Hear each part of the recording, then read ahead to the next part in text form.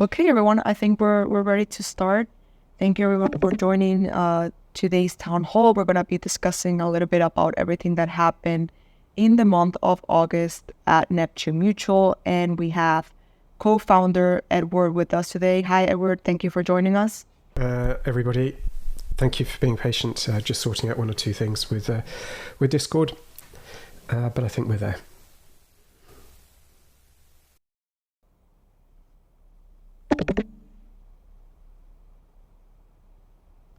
So I think, can you give us a brief description on what's happened in the month of August and what is on the agenda for today's town hall?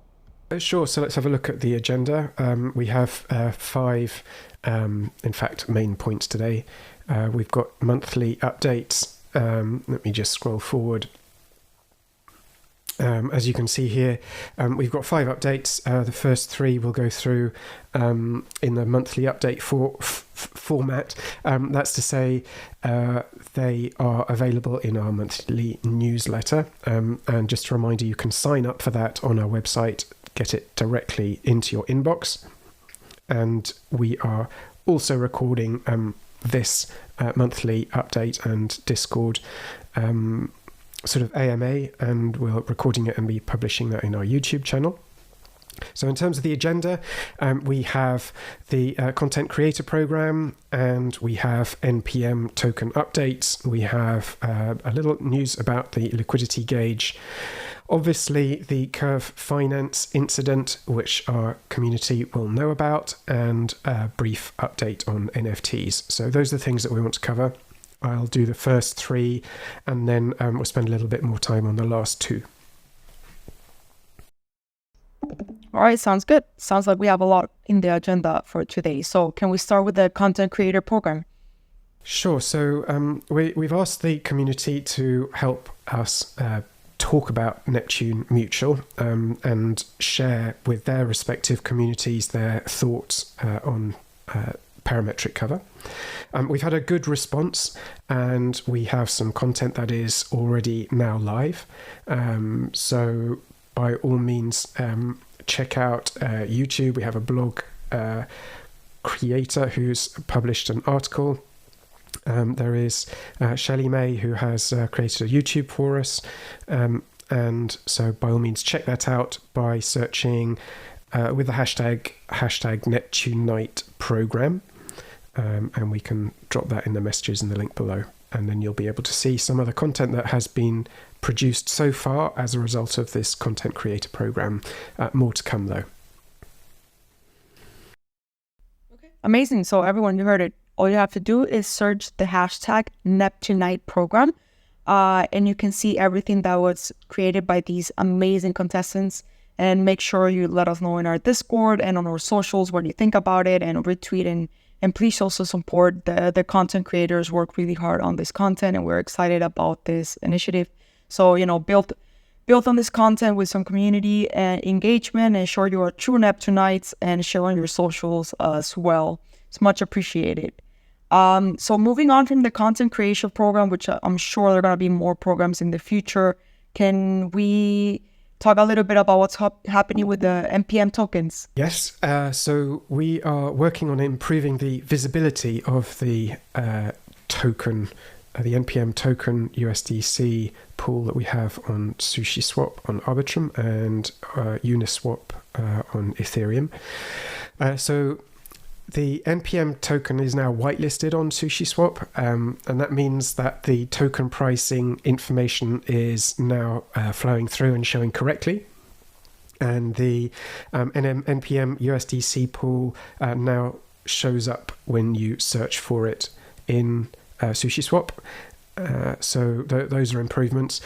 We are also working on improvements generally in the profiles that we have on CoinMarketCap, where we are working with them to improve the description and the information that's flowing through.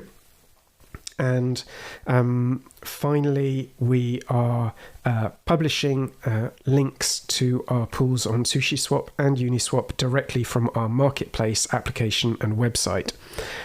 As our community knows, the NPM token is a utility token, and it is really important that people can access purchase of the NPM tokens to enable them to have the full features of the marketplace, whether that's purchasing cover or users, as everyone will know.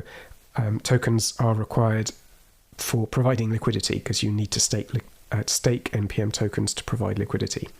So we just made more visible access to the pools that have been set up on SushiSwap and Uniswap, just to make it a bit easier for Neptunite users.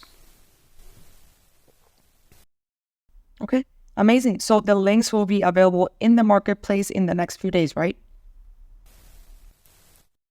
Okay, amazing. So the next item in the agenda for today would be the liquidity gauge. What can you tell us about that? That the liquidity gauge pool and the Vote Escrow NPM project are all moving forward to the point where we have now contracted with a tier 1 audit company called Hacken, who are working on the audit of our smart contracts. So the tech team are busy working with Hacken to work through that process, and there'll be more information, obviously, once we get closer to the point where we launch the rewards, the NPM emission rewards with the Vote Escrow NPM and the liquidity gauge pool. So we are making progress. It's maybe not visible from the outside, but that's why I wanted to share with the community that we are busy with Hacken going through the audit process. Obviously, security, super important. And so we will take the time it takes to get through that. And there will be more updates, no doubt, over the coming months as we get towards launch of that exciting project to reward liquidity providers. All right, sounds amazing. Sounds like the Neptunite team, like always, is building for the community. So very exciting news. So something that is very exciting is the Curve Finance incident and Neptune Mutual's approach. Can you tell us a little bit about the parametric insurance role to this incident and how it differentiates from other insurance protocols? So the incident was reported by the first reporter on the 31st of July. We communicated this to the community in Twitter, or X, as I should probably say. And the following day, we reminded the community of the coverage lag period.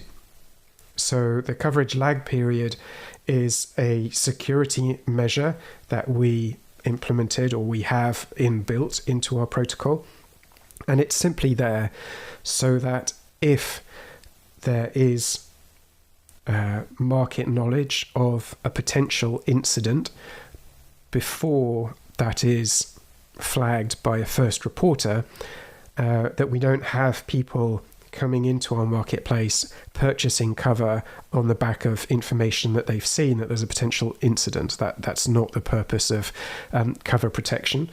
And so coverage lag means that when you buy a cover, your cover is not active for the first 24 hours. So we communicated that just to let people know that it wasn't worth their while, or if they had purchased cover just because they'd seen there might be an incident, that this cover lag period protected LPs from people trying to game the system. So that's an important security mechanism that we communicated on the second day. So as everyone knows, there is a 7-day voting period, and we communicated on a regular basis to the community that they should participate in that voting, and indeed that was the case. So we had users that staked NPM tokens and then voted, and so we're very satisfied that that incident voting period went satisfactorily. After the 7 days, there was the wait or cooldown period of 24 hours, following which the incident was resolved in favour of the first reporter. And that then opened up the 7-day period where policyholders could make claims. So that's a sort of summary of the process, and that's a summary of the information that we communicated about it. Okay, interesting. So this was the first incident in the Neptune Mutual cover marketplace that has triggered the parameters. So what were some learning points from all this process? So I think, firstly, it's fair to say that we're very happy with the performance of the instant resolution mechanism. It enabled payouts to cover policyholders, or to pay out policyholders 8 days after the incident was reported. And that compares extremely favorably to other DeFi insurance protocols, where it took them at least that amount of time, even just to open up the individual claims process that discretionary protocols typically use. So we're very happy with the performance, and we're in the process of making a couple of changes, in fact. So you asked about the learning points. One is in relation to how we flag the 24-hour wait period, and the other relates to how we communicate about the duration of a cover policy. Okay, understood.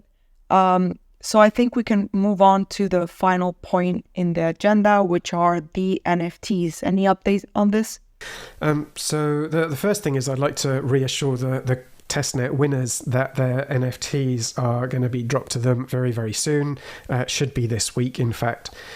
So we we're a little delayed, as we learnt last week that OpenSea is no longer supporting NFTs on the Binance Smart Chain. And given that the vast majority of testnet winners will be receiving tradable NFTs, it was important for us to create a profile on a marketplace where testnet winners could trade their NFTs if indeed that's what they wanted to do. So that's in process. It won't take us long, and then we'll be able to airdrop the NFTs to testnet winners. So the vast majority of them will be receiving tradable NFTs, and there are one or two who will be getting soulbound and tradable NFTs as well. Okay, that's very exciting. That means the Neptune winners are going to get their NFTs very, very soon. Very exciting. Update. Yeah, indeed. Well, thank you very much for being patient and bearing with us.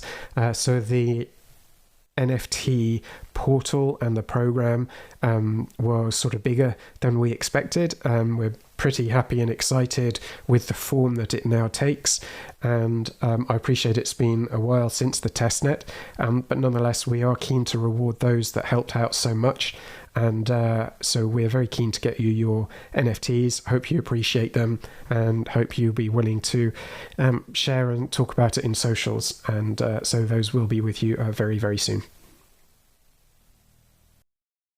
Okay, amazing. So I think that was it for the agenda today, and we can open the floor to the community to see if they have any more questions that they would like to ask you.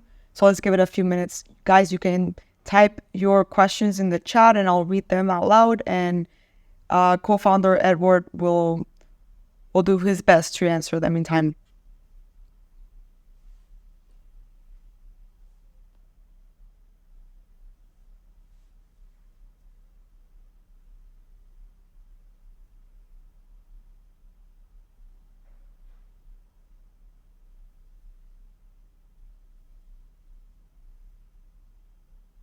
I see everyone is using the NFT stickers in the chat, which they are amazing. They turned out amazing. The animated stickers regarding the NFT collections is really, really nice.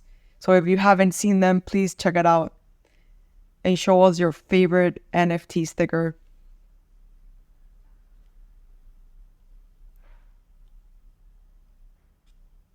So we're having a sticker war in the chat. Nice job, everyone.